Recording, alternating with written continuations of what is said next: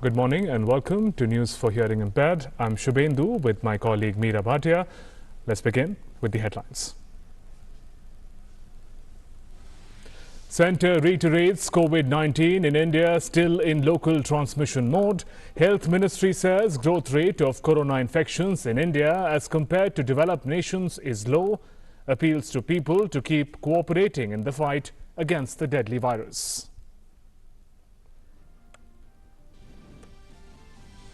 Number of active COVID-19 cases in India reaches 1,117, while 101 persons have been cured and discharged. 32 deaths reported from the deadly virus across the country. Centre and Delhi government say the migrant population issue now completely under control.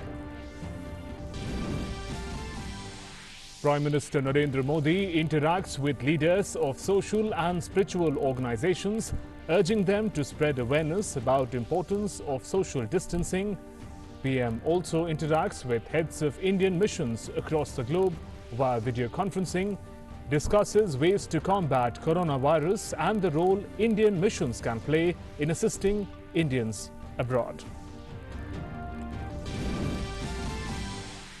In a big relief to farmers, government extends crop loan repayment till 31st of May this year, keeping in view hardships faced by farmers during ongoing lockdown.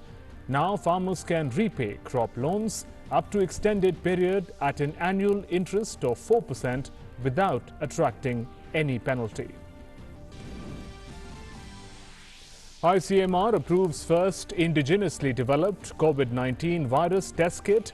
Test to cost 1,200 rupees as against the present cost of 4,500 rupees per test.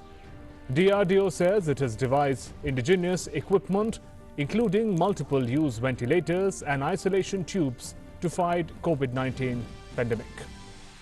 Positive news from World Health Organization as no new countries, territories or areas reported cases of COVID-19 in last 24 hours. Total number of confirmed COVID-19 cases nears 7 lakh mark with over 33,000 casualties reported world over.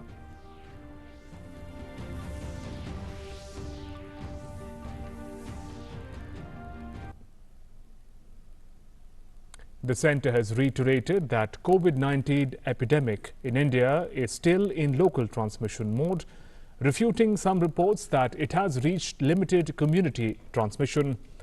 The Health Ministry yesterday said it took 12 days for cases of infection to rise from 100 to 1,000 and that the rate of increase has been slower than some of the developed countries.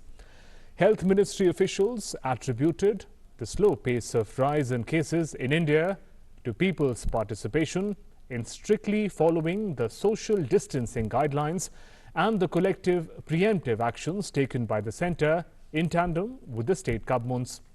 They added that instead of panic, there is need for creating awareness about COVID-19.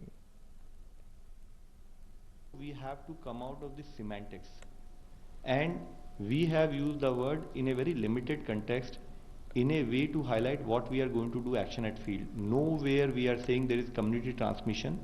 It is only local transmission in this country. Let me repeat it. And we will be the first one to get back to you to explain that yes, there is community transmission in the country if need be. Because if it is going to be there, we will come back to you, and through you would like to inform community to increase our level of alertness and management at the field level. Underlining the importance of social distancing, he said even one person's carelessness can lead to spread of this pandemic. कोई भी एक व्यक्ति लापरवाही करता है तो अब तक का जो हमने रिजल्ट पाए हैं, अब तक जो हमारी रिलेटिवली पॉजिटिव स्टेज है, हम फिर से जीरो स्टेज पे आ सकते हैं, हम फिर से फेल हो सकते हैं। तो इसलिए मैं आप सबसे रिक्वेस्ट करूंगा कि हम लोग हर तरीके से 100% अलर्ट रहें, 100% एफर्ट रखें कि जो गाइडलाइंस, जो डायरेक्शंस और जो डूज एंड डोंट्स सरकार की तरफ से पब्लिक में हम सबको बता रहे हैं, कृपया करके उन गाइडलाइंस का 100% अमल हो। हम इसमें 99% भी अमल जो है वो हमारे एफर्ट्स को फिर से हमें बेकार कर देगा। इसके लिए आप सबका सहयोग हमारे लिए बहुत जरूरी है। The centre has stressed that priority of the government at the moment is to augment the infrastructure to fight the epidemic in all its proportions. Home Ministry officials have said that centre is working in close tandem with the state officials to ensure that the lockdown is strictly enforced in all corners of the nation. हमारा पूरा प्रयत्न पहले दिन से ही इस direction में है और हम सभी स्टेट्स के साथ कंटिन्यूअसली उस एफर्ट्स में लगे हुए हैं। अभी हमारा मेजर एफर्ट है कि हम डेडिकेटेड कोविड हॉस्पिटल्स बनाएं, हेल्थ इंफ्रास्ट्रक्चर को इंप्रूव करें, टेस्टिंग फैसिलिटीज को और स्ट्रेंथन करें, ताकि किसी भी तरह से अगर कोई भी सिचुएशन आए देश उससे निपटने के लिए तैयार हो। Union Health Minister Dr. Harshvardhan has said that the Indian scientists are working towards preparing COVID-19 testing kits, medicine and vaccine. He said this after holding a review meeting with scientists from ICMR and CSIR. The minister also said government has taken precautionary measures from the very beginning. Bharat किसी भी दृष्टि से किसी भी बात में दुनिया से कम नहीं है और जहाँ तक कोविड-19 का प्रश्न है, आप सब जानते हैं कि दुनिया में सबसे पहले कोविड-19 से देश के लोगों को बचाने के लिए काम अगर शुरू किया किसी देश ने तो भारत ने किया। अभी हम अपने वैज्ञानिकों को कहा है कि रिसर्च के मोड में जाने के लिए इंतज़ार मत करिए कि कब ये त्रासदी ख़त्म होगी। त्रासदी भी चलती रहेगी, लोगों को बचाने का काम भी चलता रहेगा और उसके साथ साथ जो रिसर्च का काम है वो भी पूरे जिसे कहते हैं डायनेमिक मोड के अंदर उसको चलाते रहना है। The number of active COVID-19 cases in India has reached 1,117, while 101 persons have been cured and discharged. 32 deaths have been reported from the virus across the country. Over 15 lakh passengers have been screened at the airports. Maharashtra and Kerala have the maximum number of active COVID-19 cases in the country.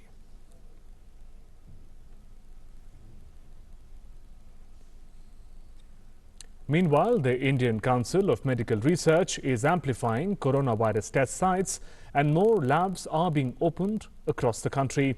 It has approved first indigenously developed COVID-19 virus test kit. The kit will cost 1,200 rupees as against the present cost of 4,500 rupees per test.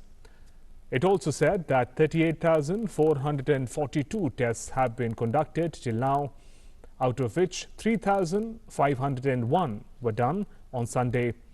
47 private labs have been given approval for conducting COVID-19 tests in the last 3 days. 1,334 tests have been done in private labs. The Defence Research Development Organisation has developed a prototype ventilator that can be used for multiple patients. DRDO Chief G. Satish Reddy said the model is being improved to include changes suggested by the medical researchers and doctors, and the new version should be ready by next week. Correspondent Rudranath Sanyal spoke exclusively to Satish Reddy. We also have a lot of spin-off technologies which are useful for the civilian society. Particularly in the light of the coronavirus, we have found many of them useful to this particular application. Defense scientists know how to prepare for unpredictable situations, matters and issues that come up at short notice. So this COVID-19 pandemic has also come with little notice. So how would the expertise of the defense scientists in this realm help? As you rightly said, the scientists of DRDO know how to work for situations like this and which come up suddenly.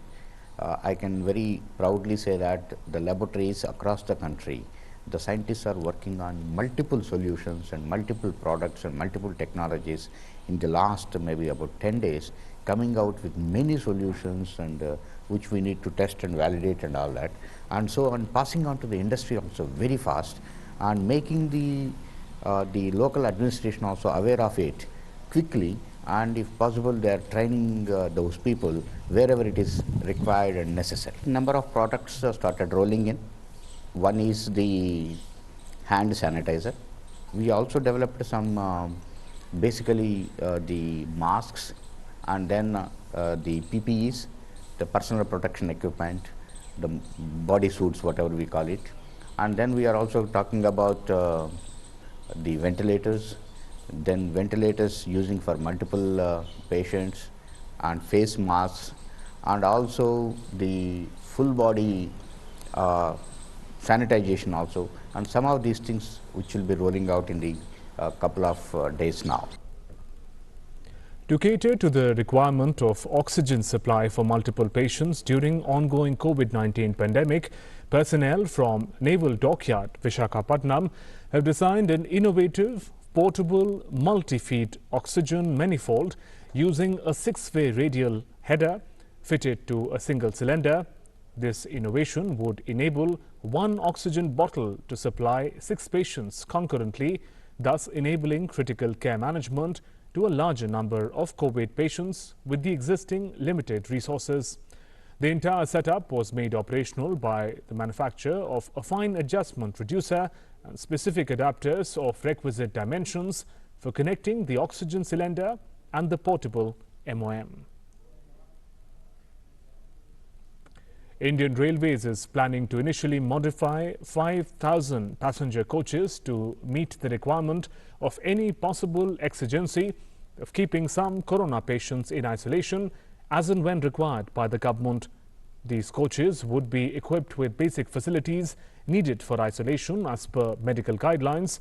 In case need be, more coaches can be modified. The coaches are also going to be equipped with mosquito nets, charging points for mobile and laptop, space for paramedics, and so on. These coaches would be prepared zone-wise. Railways has 125 hospitals in India, and of that, more than 70 are being planned to be kept ready for any contingency as and when required. Efforts are being made to designate dedicated COVID wards or floors in these hospitals. Approximately 6,500 hospital beds are being made ready to meet the possible needs of patients.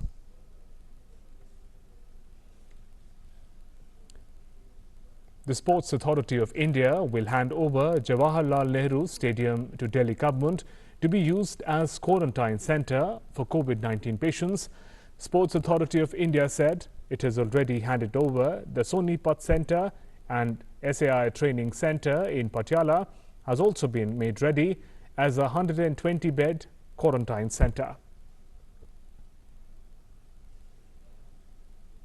In a big development, the centre has decided to extend the validity of fitness certificate permits, driving licence, registration and other documents pertaining to vehicles until June 30th. This applies to those documents whose validity has expired since February 1st. The Ministry of Road Transport and Highways has taken this decision as citizens are facing difficulties in renewal of validity of such documents due to the ongoing nationwide lockdown imposed to combat COVID-19 pandemic. As per the centre's advisory, the fact that Ministry of Home Affairs specifically allowed the transport of essential goods and items was a crucial factor behind the latest decision.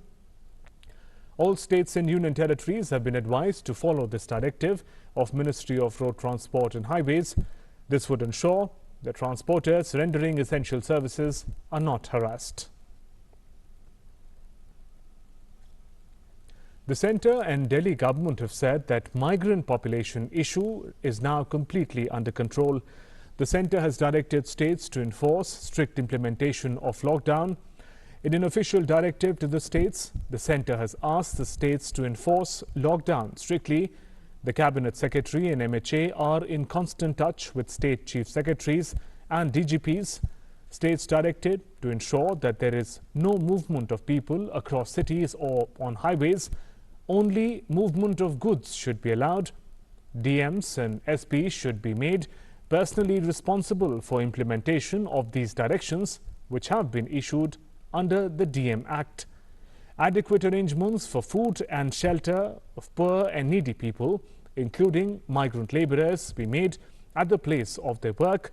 Centre had issued orders for use of SDRF funds for this purpose. Sufficient funds are available with states in this head. States have also been told to ensure timely payment of wages to labourers at their place of work during the period of lockdown without any cut. House rent should not be demanded from laborers for this period.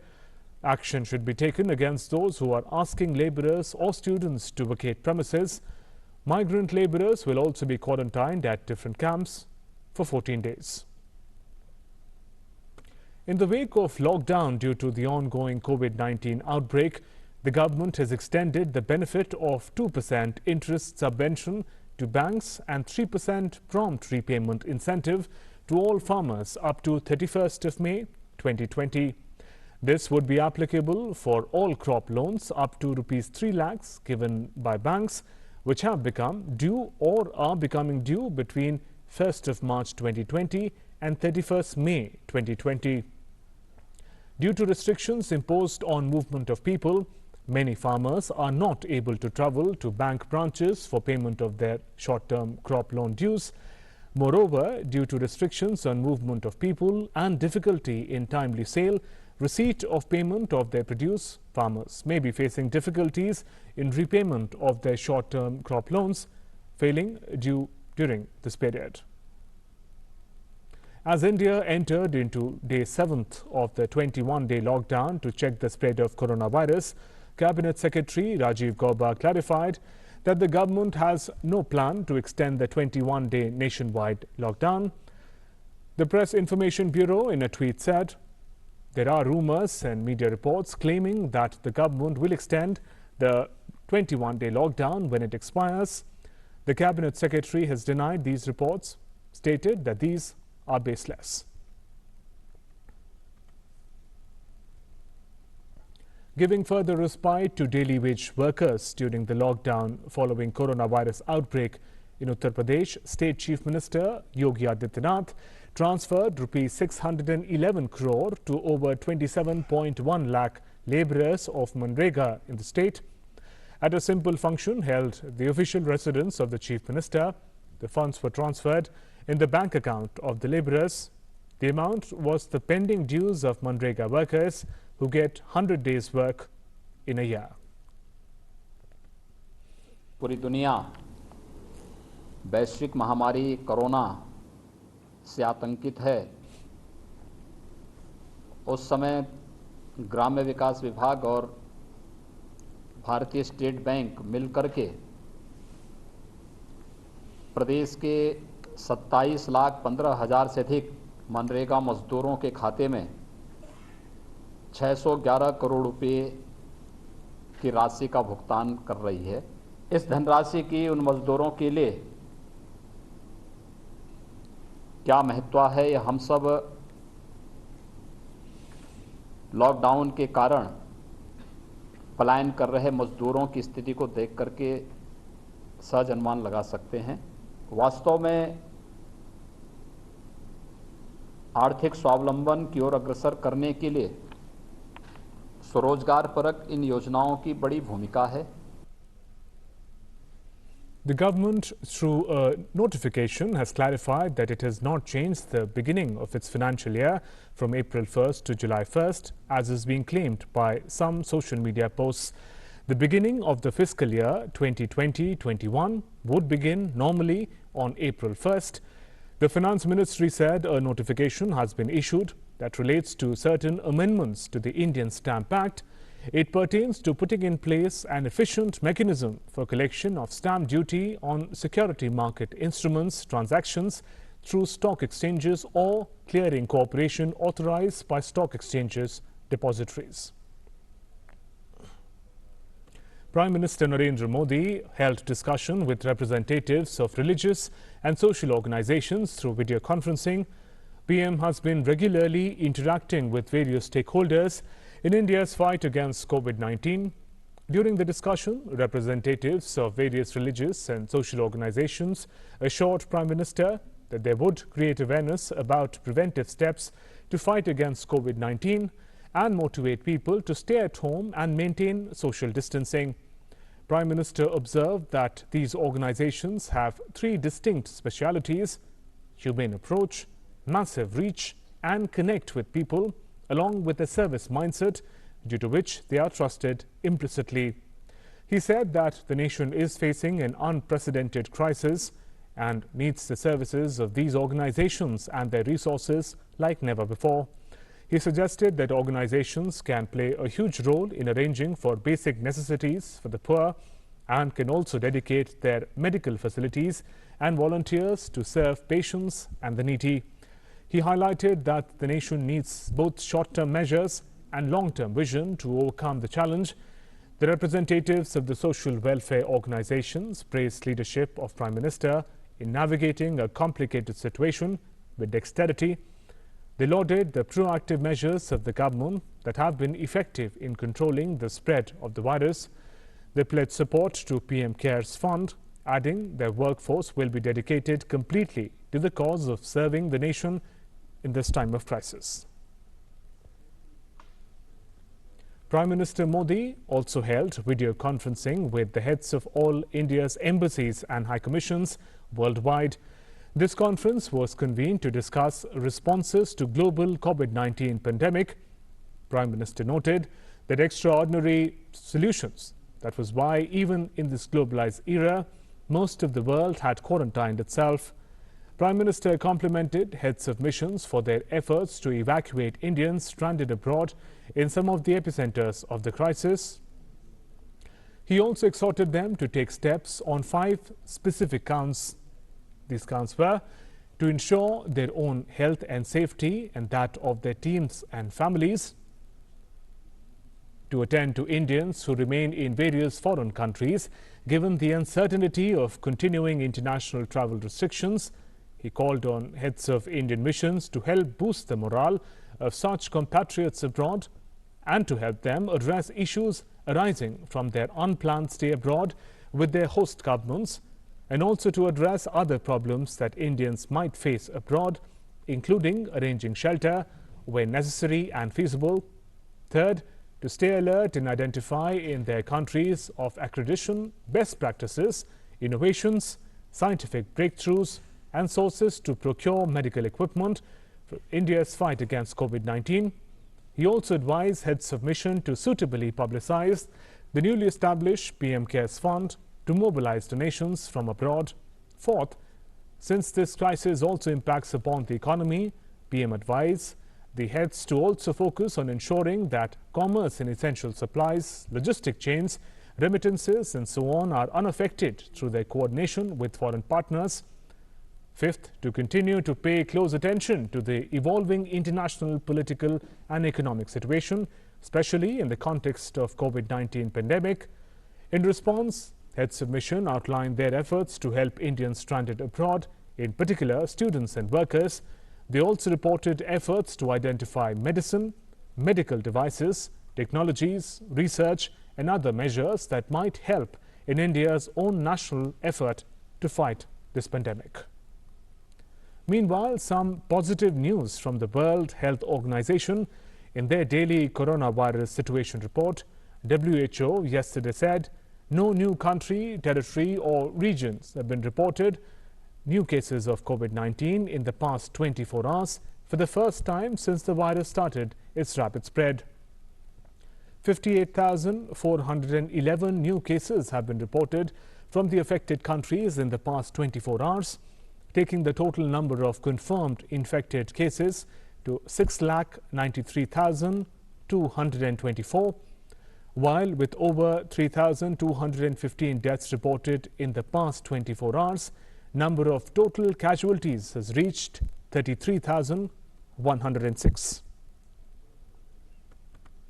The United Nations Security Council has, for the first time, approved resolutions remotely after painstaking negotiations among diplomats who are teleworking due to the coronavirus pandemic.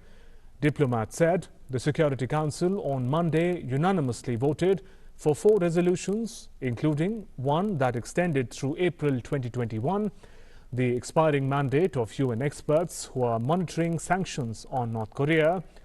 The resolutions are the first approved by the Security Council since it began teleworking on March 12th and comes as COVID-19 rapidly spreads in New York, that has become the epicenter of the disease in the US. Speaking to abide by quarantine and teleworking recommendations, the Council was obliged to create completely new rules after 75 years as the global guarantor of peace and security. The U.S. Navy hospital ship Comfort docked in New York City, the epicenter of the United States coronavirus outbreak yesterday. The 1,000-bed USNS Comfort will treat the non-coronavirus patients, including those who require surgery and critical care. Hospitals in New York have been overrun with patients suffering from COVID-19. The state accounts for almost half of the country's 1,41,883 cases and more than a third of its 2,477 deaths. Meanwhile, U.S. President Donald Trump has said that social distancing guidelines might be toughened and travel restrictions with China and Europe would stay in place as he urged Americans to help fight coronavirus with tough measures through April. During an interaction with media, President Trump said over 1 million Americans have been tested for coronavirus. President Trump also showcased a testing kit and said U.S. will send the surplus kits to severely hit nations like Italy, Spain and France, as well as other countries. We may add a few more, but the guidelines will be very much as they are, maybe even toughened up a little bit. But they're having a big impact. They're having a tremendous impact, and we're starting to see it. And we are doing a great job. They calm. It will go away. You know it is going away, and it will go away, and we're going to have a great victory. Italy has extended the nationwide lockdown until Easter in April to contain the coronavirus outbreak. The lockdown was due to end on Friday. Italy has been the hardest hit country in the world. In terms of number of deaths due to coronavirus outbreak, it accounts for more than a third of all global fatalities.